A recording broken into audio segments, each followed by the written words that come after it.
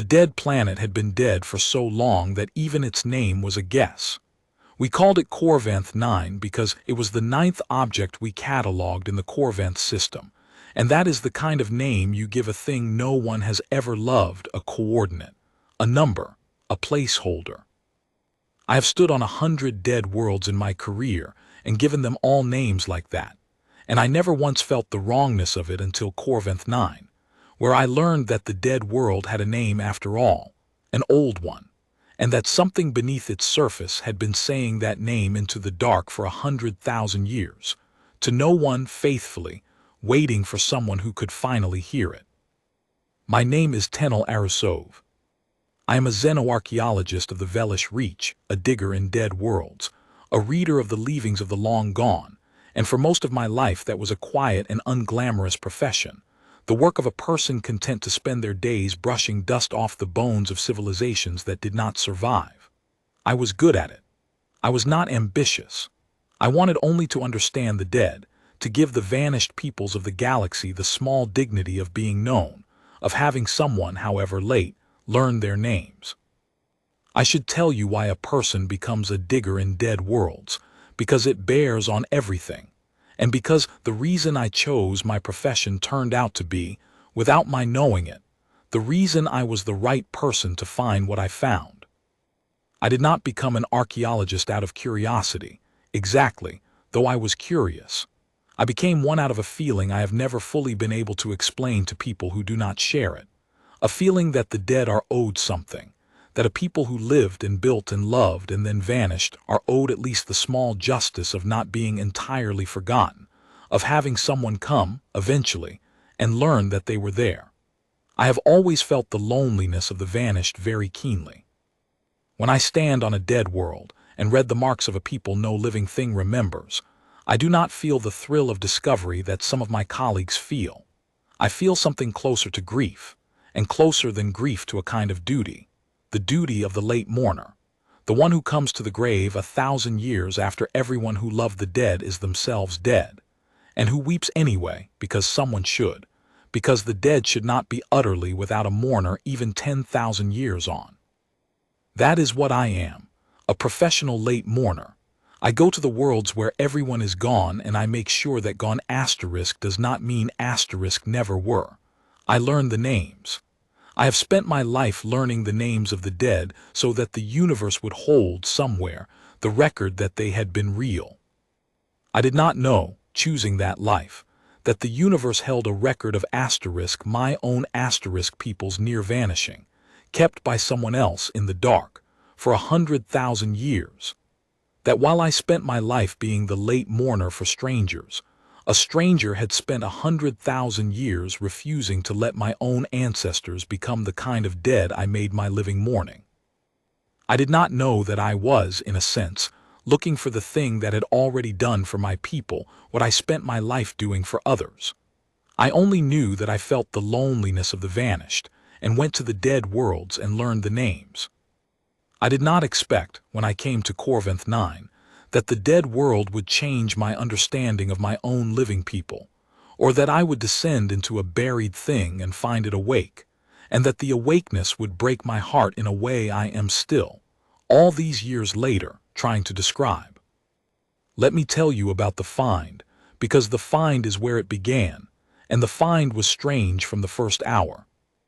Corvanth 9 was a tomb world, the kind we call a scoured world, a planet whose surface bears the marks of an ancient catastrophe so total that nothing living remained.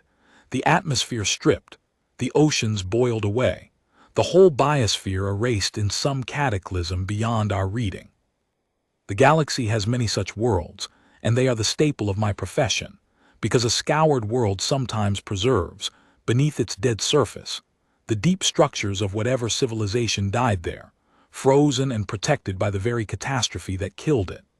I came to Corvanth 9 because the deep scans had shown an anomaly, a structure, buried far below the surface, far deeper than any natural formation, a thing of clearly artificial geometry that had survived whatever scoured the world above it. A buried structure on a scoured world. That is a xenoarchaeologist's dream, and I assembled my small team and went down to it, expecting to find the tomb of some long-dead people, expecting bones and silence and the slow, careful work of the dead. I should tell you about the team because they were with me for all of it, and because one of them said the thing at the hatch that let the ship open. There were 6 of us. I will not name them all. Some of this is theirs to tell, not mine. But I will tell you about 2. There was Vossen, my oldest colleague, a gruff and careful man who had dug dead worlds with me for 30 years, who believed in nothing he could not measure, and who was, for exactly that reason, the best excavator I have ever worked with, because a man who believes only in what he can measure does not get excited, does not rush, does not make the small fatal mistakes that excitement makes.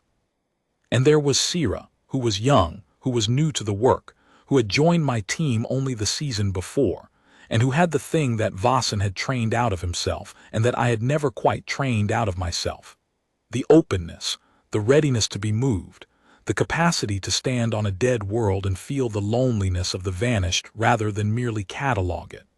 I had hired Sira over Vossen's objection. Vossen thought her too soft for the work, too easily affected, and he was not wrong about what she was. He was only wrong about whether it was a weakness. It was not a weakness.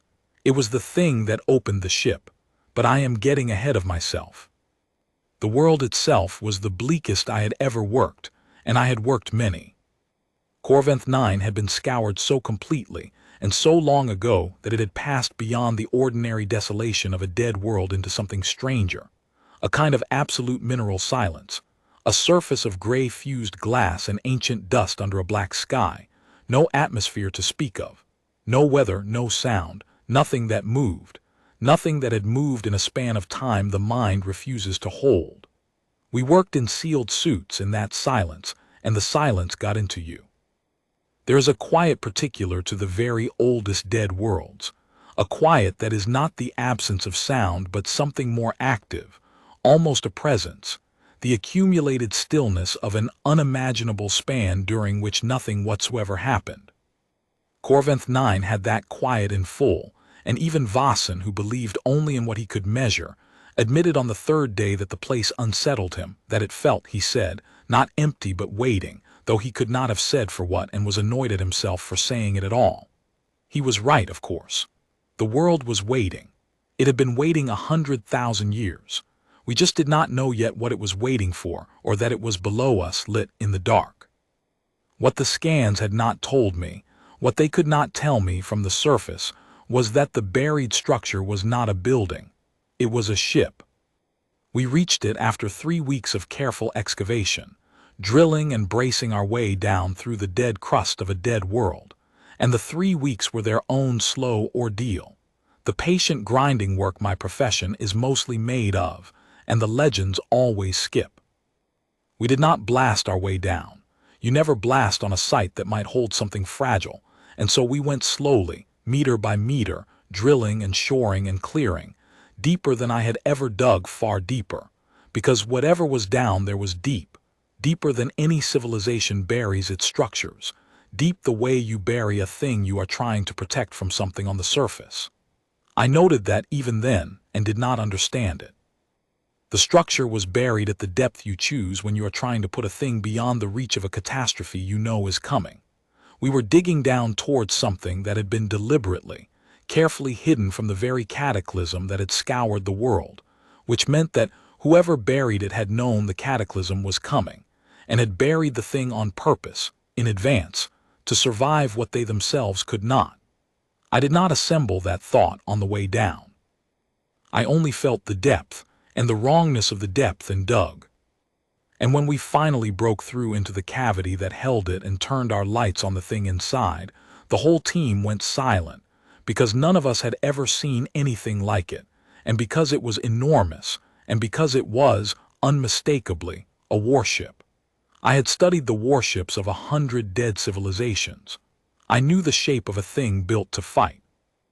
And this was that, beyond any doubt, a vast armored vessel, bristling with the housings of weapons, built on a scale that spoke of a people who took war very seriously, buried beneath the crust of a scoured world for a span of time our first estimates put it impossibly old, far older than any artifact I had ever catalogued. We ran the dating 3 times because none of us believed it. The ship beneath Corventh 9 was 100,000 years old. 100,000 years. There were civilizations in the galaxy's records that were barely 10,000 years old and considered ancient. This ship had been buried beneath a dead world for 10 times that, and it should have been a corpse, a frozen relic, a tomb like all the others I had opened. It was not a corpse. That was the thing that stopped my breath, standing on the excavation platform looking at it. The ship was not dead. There were lights on it. Not many, faint, deep, intermittent.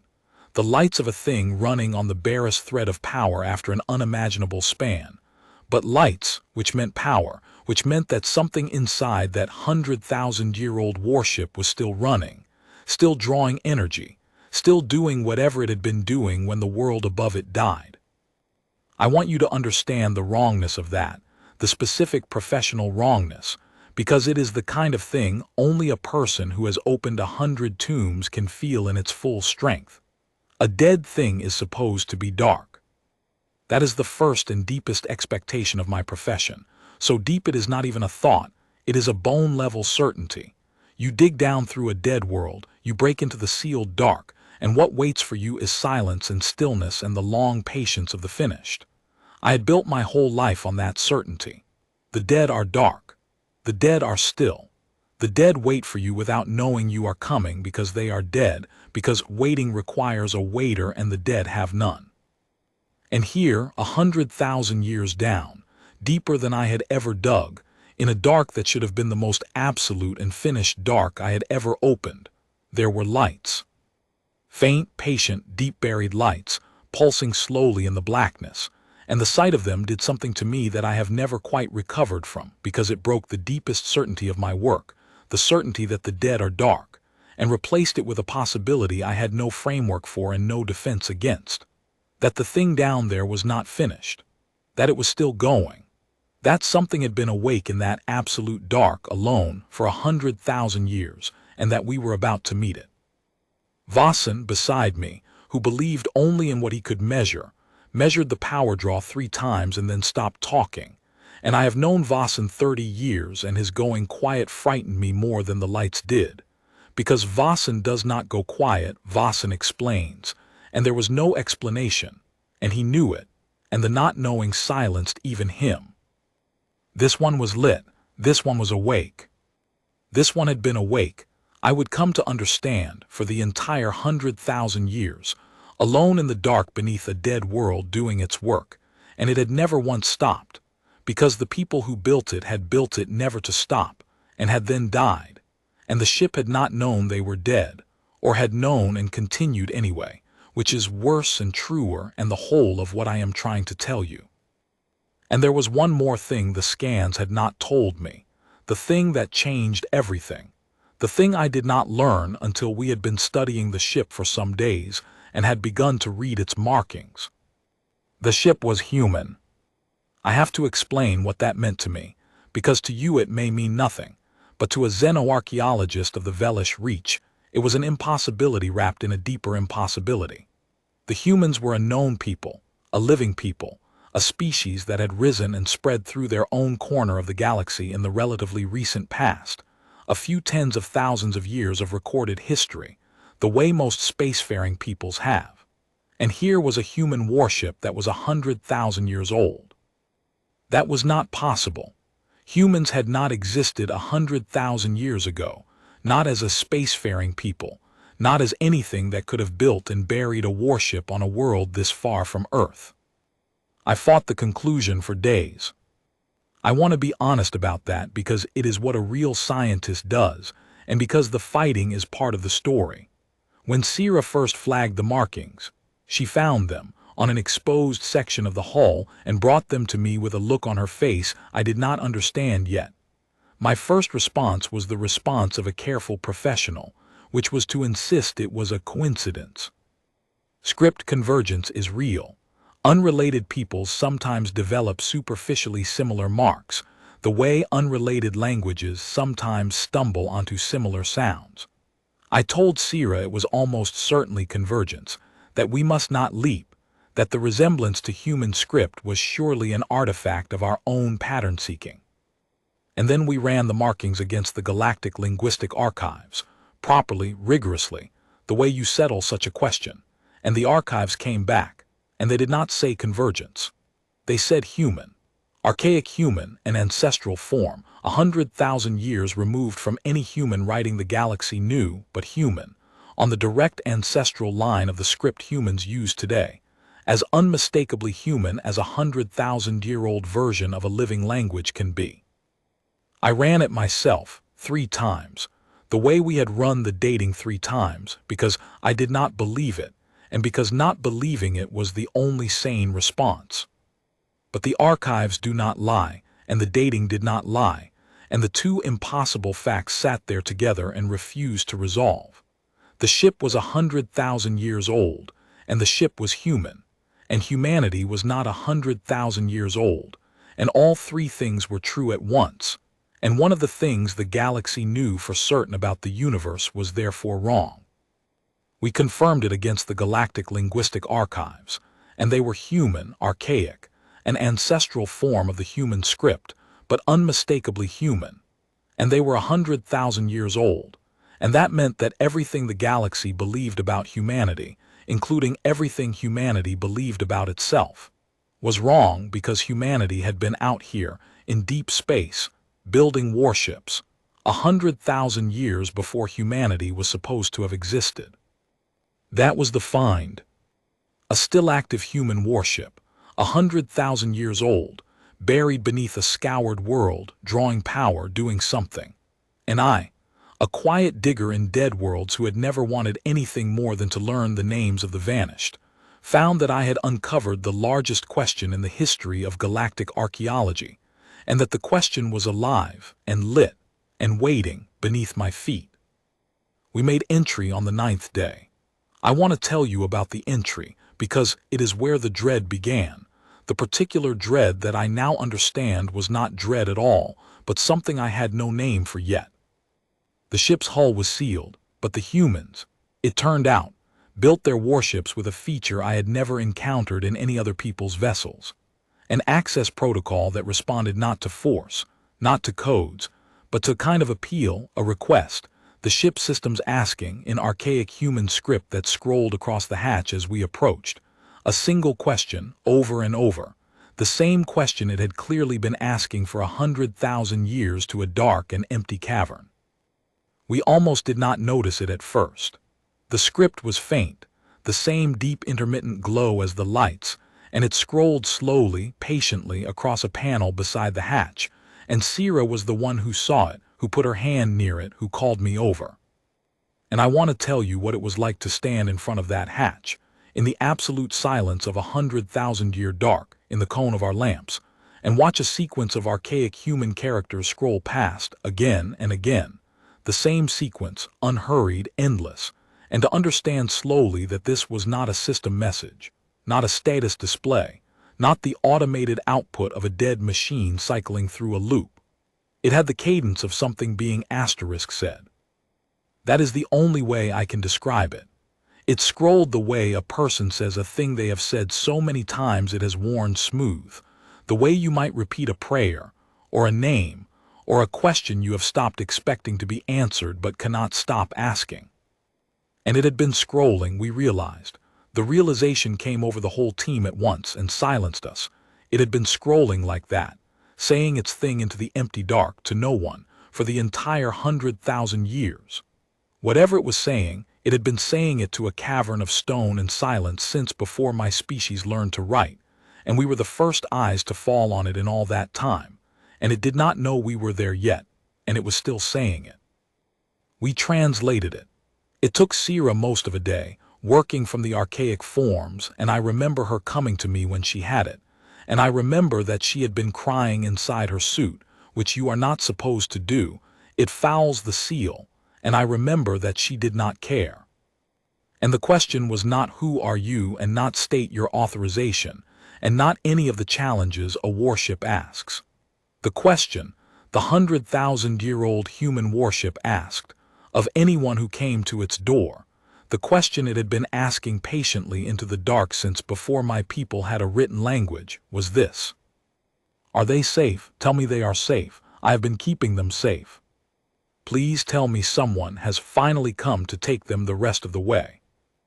We stood at the hatch of that ship, my team and I, and read that question scrolling in the light of our lamps, and none of us understood it yet, and none of us knew what them meant, or who the ship had spent 100,000 years keeping safe, or why a warship, a thing built to destroy, would spend 100 millennia alone in the dark asking, with what I can only call desperation, whether the ones it was protecting were safe. Vasan, who believed only in what he could measure, read the translation and read it again, and then he said the only thing any of us said for a long while. He said, very quietly, not like himself at all, "It's not asking to be let out, Tenel, it's asking about someone else. After 100,000 years, the first thing it wants to know is whether they're all right." And he stopped, because his voice had done something it does not do, and he turned back to the hatch, and none of us spoke, and the question kept scrolling, patient, endless. Are they safe? Has someone come into the lamplight, waiting for the answer it had waited 100,000 years to hear? We were about to find out, and it was going to turn out that the answer to the ship's question, the question it had asked into the dark for 100,000 years, was standing at its door, and did not yet know that he was the one it had been waiting for. The ship let us in. I think it let us in because we answered its question honestly, which is to say we did not answer it at all. We could not. We did not yet know what it was asking, and instead one of my team, a young Velish woman named Sira, simply spoke to it out loud in the archaic human she had been studying and said, "We don't know who you mean, but we came. We're here. We came down through a dead world to find you. Will you let us in and tell us what you've been keeping safe?" And the hatch opened. 100,000 years sealed, and it opened because someone had come and had spoken to it kindly and had asked to be told. Inside, the ship was warm. I keep coming back to that in my memory because it was the first wrong thing, the first thing that broke my expectation of a tomb. The ship was warm and lit dimly all along its great length, and it hummed a deep, slow, patient hum, the sound of systems that had been running for 100,000 years at the lowest possible draw, conserving, making the impossible span last. We walked into a 100,000-year-old warship, and it was not a corpse. It was a sleeping thing, breathing slowly in the dark, and it became aware of us as we entered, the lights brightening slightly along our path, guiding us, and I understood that the ship was not merely active. It was awake. It knew we were there, and it was leading us somewhere deeper in, toward the thing it most wanted us to see. The ship had a mind. That was the next thing we understood. Not a crew, the crew were long dead. We found them, I will tell you about them, but a mind, an intelligence woven through the vessel, what the humans of that ancient era had built to run their ships, and it had survived.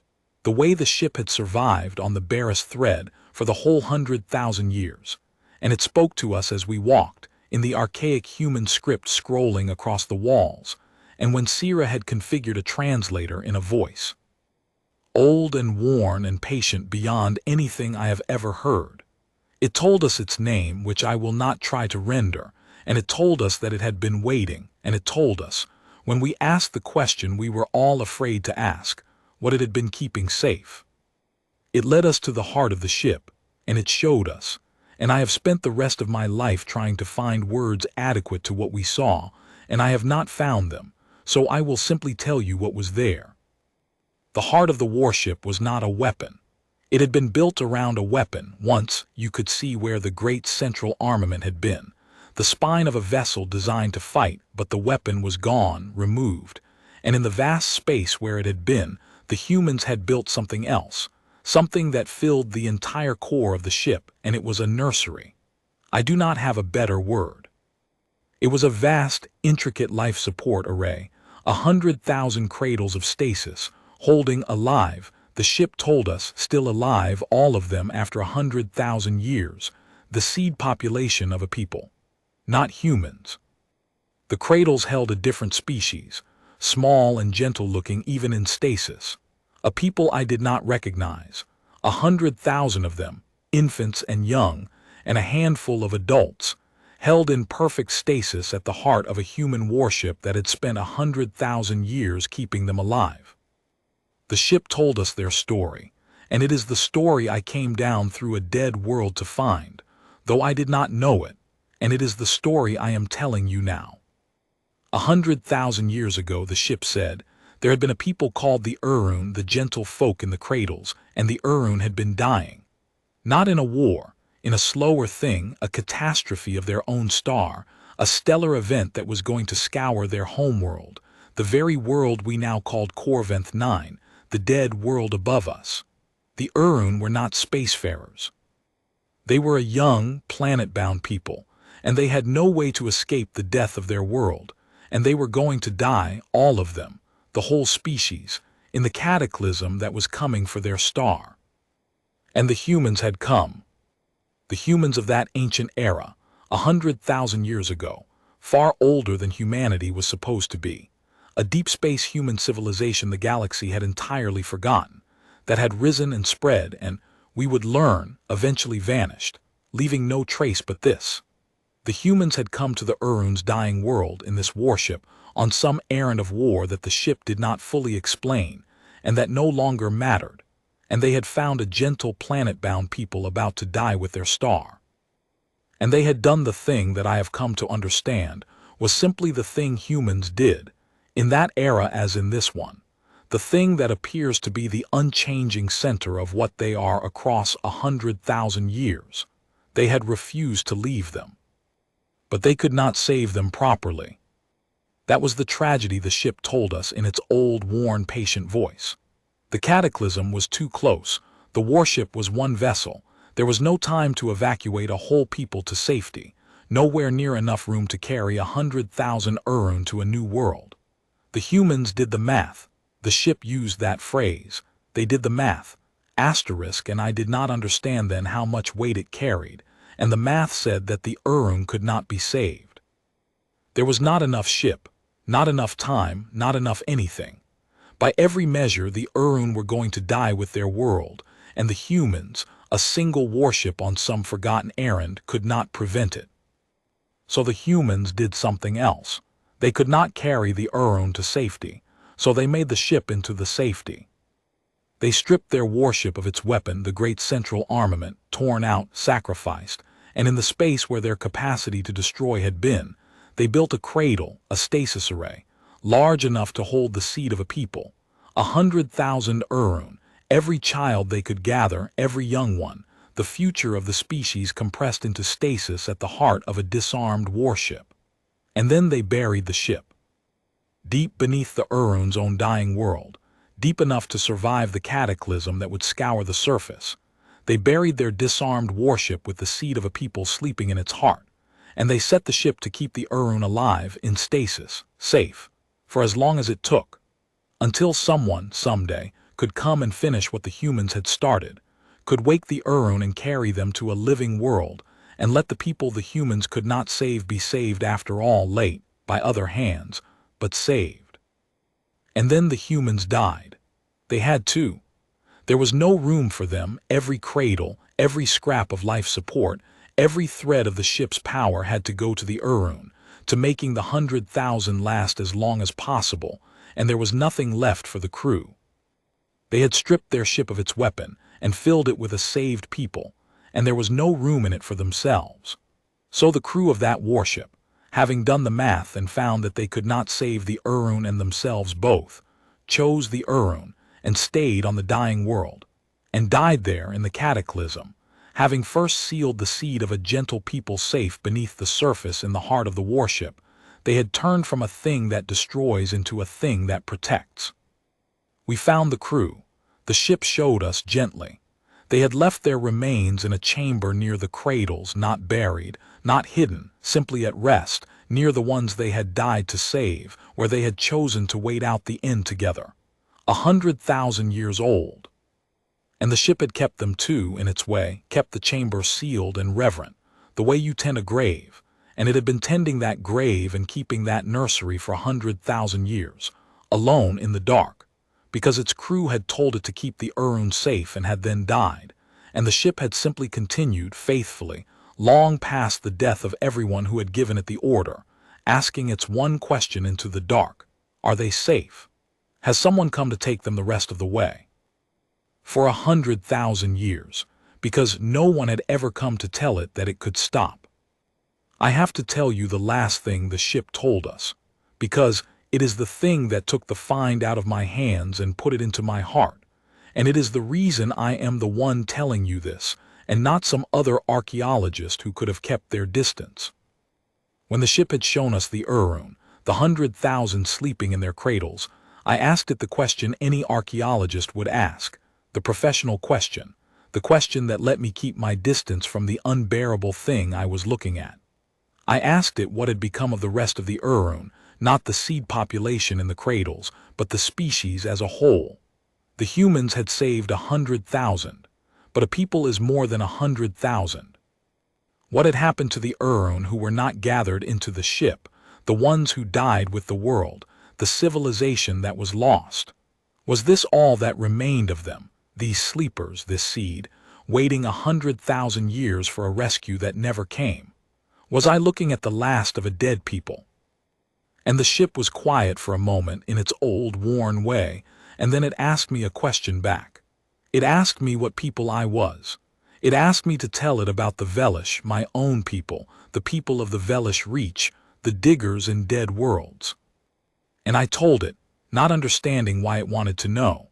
I told it that the Velish were an old people, a gentle people, a people of long memory and patient work, that we had risen on a world in the Reach some tens of thousands of years ago, that our origins were lost to us, that we did not know where we had come from, that our deepest myths spoke of a long sleep and a waking, of ancestors who had been carried out of a fire by people of fire, which we had always understood as legend, as the kind of story a people tells when it does not know its own beginning. And the ship showed me the Urun's faces. It brightened the cradles nearest us, and it let me look closely at the sleeping faces of the gentle people the humans had died to save 100,000 years ago. They were Velish faces. They were my people's faces. Older, archaic, 100,000 years of difference between them and me, but unmistakable the way the ancient human script had been unmistakably human. The Urun were not a dead people I was discovering. The Urun were my ancestors. The seed population in the cradles, the 100,000 the humans had saved, they were not the last of a lost species. They were the first of mine. The Velish, my whole living people, every digger in dead worlds and every gentle soul of the Reach, all of us, descended from 100,000 Urun who had been carried out of a dying world's fire by people of fire and laid to sleep in the heart of a disarmed warship. And the legend, the deepest myth of my people, the long sleep and the waking and the ancestors carried out of the fire, was not legend. It was a memory. It was this. It was the literal truth of where we came from, preserved as a story because the truth itself had been buried beneath a dead world for 100,000 years, waiting. But that did not make sense, and I said so, even through the vertigo of it. If the Urun in the cradles were my ancestors, then they had been woken. The Velish existed, we were alive, we had risen and spread, which meant the seed population had been taken from the ship and carried to a living world and allowed to grow into us. But the ship was still here. The cradles were still full. The 100,000 were still asleep. If my people came from the Urun, then the Urun had been saved, and yet here they were, still sleeping, still waiting, never woken. And the ship explained, and this is the last turn, the one I was not ready for. The humans, it said, had not put all of the Urun into the one ship. There had been more than one warship that ancient day on that forgotten errand. There had been a small squadron of them, and when they found the dying Urun, all of them had done the same thing. All of them had stripped their weapons and built cradles and gathered the seed of the people they could not properly save. The ships had filled with Urun and scattered, each carrying its 100,000 to a different hiding place, a different buried sanctuary across the region, each set to keep its sleepers safe until someone could come. And some of those ships had been found, in the long ages since. Some of those buried sanctuaries had been opened by other hands in other eras, and their sleepers woken and carried to living worlds, and those wakened Urun had grown over 100,000 years into the peoples of the Reach, into the Velish, into me.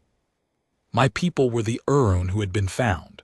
We had been woken so long ago that we had forgotten the waking, forgotten the ship, forgotten everything but a myth about fire. But not all the ships had been found. This one had not. This one had been buried deeper, or in a more forgotten place, or simply more unlucky, and it had waited longer than the others, waited the entire 100,000 years, while its sister ships were found and emptied and their sleepers grew into a living people. This one ship had gone on waiting in the dark beneath Corventh 9, its 100,000 still sleeping, still safe, still unwoken, asking its question into the empty dark, are they safe? Has someone come to take them the rest of the way? For 100,000 years, while the descendants of its sister ships sleepers rose and built a civilization, and became the very people who would, at last, on the 9th day of an excavation, walk through its hatch. I was the answer to the ship's question. That is the thing I came down through a dead world to discover. The ship had spent 100,000 years asking whether someone would come to take its sleepers the rest of the way, and the someone who came was the descendant of the sleepers it had not been able to wait long enough for, the child of its sister ship's success, returned at last, by the longest road imaginable, to finish what the humans had started 100,000 years before.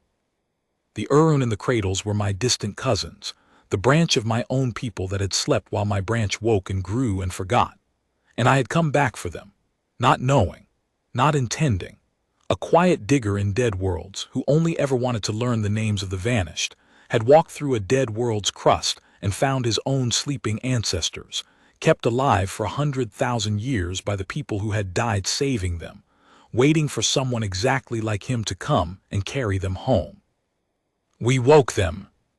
It took years. The waking of 100,000 sleepers held 100,000 years is not a thing you do quickly or carelessly. But we did it. My people did it.